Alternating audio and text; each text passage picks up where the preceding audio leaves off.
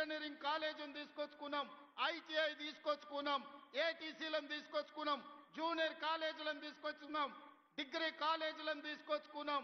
అదే విధంగా ఈ రాష్ట్రంలో లేని సైనిక్ స్కూల్ ని రాష్ట్రం మొత్తం మీద ఒకే ఒక్క సైనిక్ స్కూల్ ఉంటే ఆ సైనిక్ స్కూల్ ఈనాడు కొడంగల్లో ప్రారంభించుకోబోతున్నాం. ఇది మా ఎడ్యుకేషన్ పాలసీ.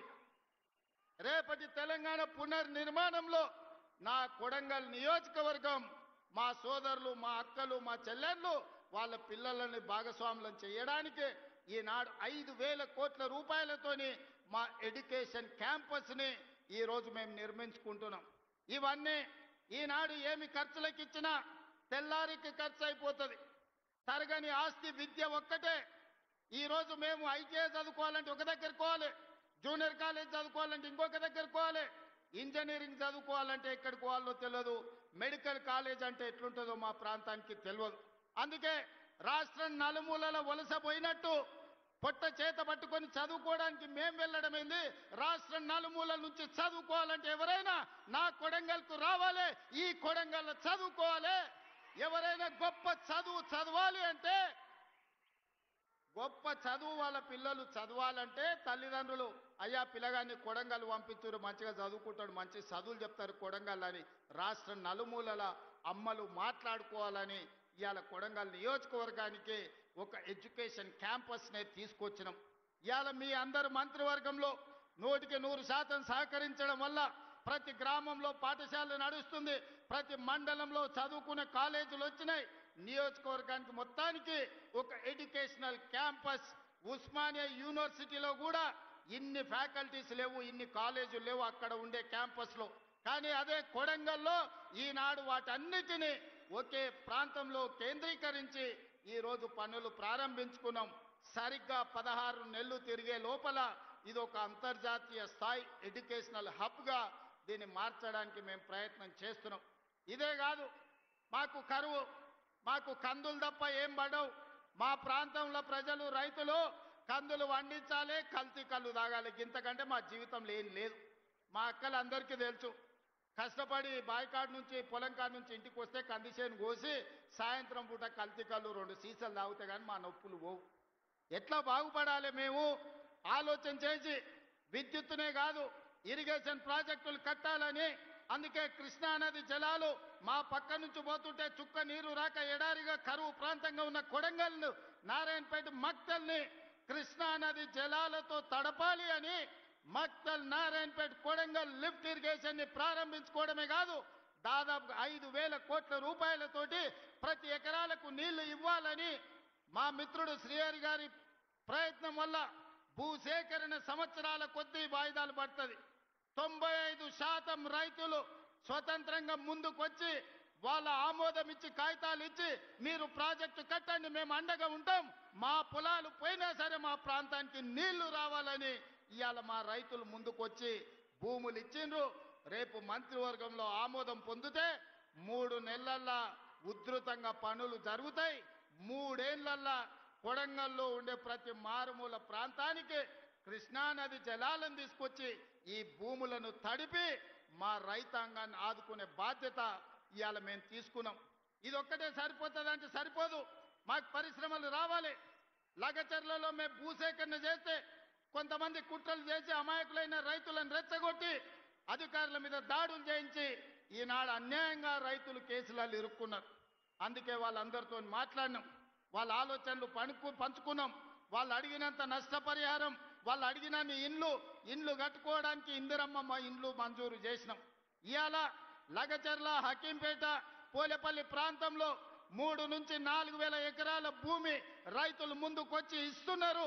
అంతర్జాతీయ స్థాయి పరిశ్రమలను, పెట్టుబడులు అక్కడికి తీసుకొచ్చి ఎవరైనా పెట్టుబడి పెట్టాలి అని అంటే ఆ పెట్టుబడికి రక్షణ, లాభం ఉండే విధంగా లగచర్ల పారిశ్రామిక వాడను మేము పనులు ప్రారంభించుకుంటున్నాం.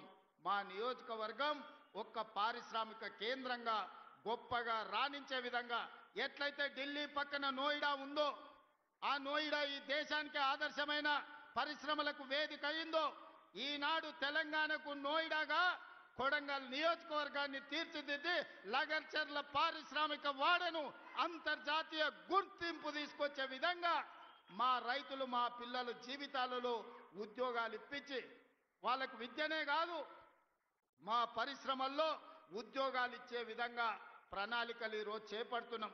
ఇవి సరిపోదు. పరిశ్రమలు వేగంగా అభివృద్ధి చెందాలంటే రైల్వే లైన్లు కావాలి. అందుకే వికారాబాద్ కృష్ణా రైల్వే లైన్ ఈనాడు వికారాబాదు, పరిగి, కొడంగల్, నారాయణపేట, మక్తల్ నుంచి కర్ణాటక రాష్ట్రానికి రైల్వేను తీసుకొచ్చి రైల్వే లైన్లకు కేంద్ర ప్రభుత్వం ఆమోదమే కాదు రాష్ట్ర ప్రభుత్వం ఇవ్వాల్సిన నిధులన్నీ ఇచ్చినాం. తొందరలోనే కొడంగల్లో రైల్వే కూత పెట్టబోతుంది. రైలు కూతను మా ప్రజలు వినబోతుండ్రు. 70 ఏళ్ల నుంచి రైలు ఎప్పుడొస్తుందా అని కళ్ళల్లో ఒత్తులేసుకొని చూసుకుంటున్నారు. రాబోయే కొన్ని నెలల్లోనే రైల్వే పనులు చేపట్టబోతున్నాం. మా దగ్గర సున్నపు రాసులు ఉన్నాయి, సున్నపు గనులు ఉన్నాయి, పరిశ్రమలేమో కర్ణాటకలో ఉన్నాయి, ఉద్యోగ ఉపాధి కర్ణాటక వాళ్ళకు వస్తుంది. అందుకే మా కొడంగల్ మండలంలో తొందరలోనే పెద్ద సిమెంట్ పరిశ్రమను పెట్టి వేలాది మంది ఈ ప్రాంతంలో ఉండే నిరుద్యోగులకు ఉద్యోగాలు ఇప్పించే బాధ్యత తీసుకుంటున్నాం. సిమెంట్ పరిశ్రమను ఈరోజు కొడంగల్ నియోజకవర్గంలో మేము ఏర్పాటు చేసుకోబోతున్నాం. ఇవన్నీ కార్యక్రమాలు ఎలా సాధ్యమైనాయి? ఈనాడు కొడంగల్ శాసనసభ నియోజకవర్గం రాష్ట్రానికి ఒక మోడల్ కాన్స్టిట్యున్సీగా రావాలి. రాష్ట్రం మొత్తం ఎవరైనా అభివృద్ధి ఎలా జరగాలంటే కొడంగల్కి వచ్చి చూసే విధంగా ఈనాడు మేము చేసుకుంటున్నాం. మరి ఇంత కీలకమైన సందర్భంలో సర్పంచ్ ఎన్నికలు రాబోతున్నాయి.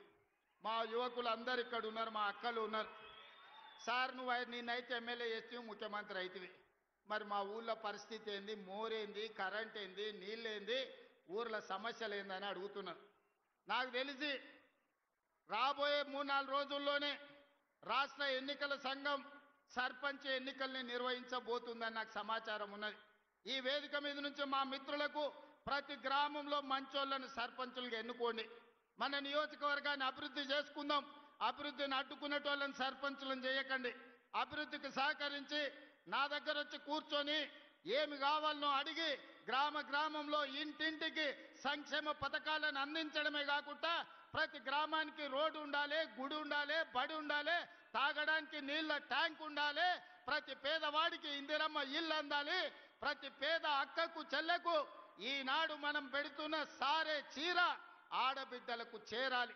అందుకే ఈనాడు పండుగ పూట కుటుంబం ఇంటి వాళ్ళు పెట్టే తల్లిదండ్రులు పెట్టేది సొంత సోదరుడు పెట్టే చీర మనం సారెగా చూస్తాం.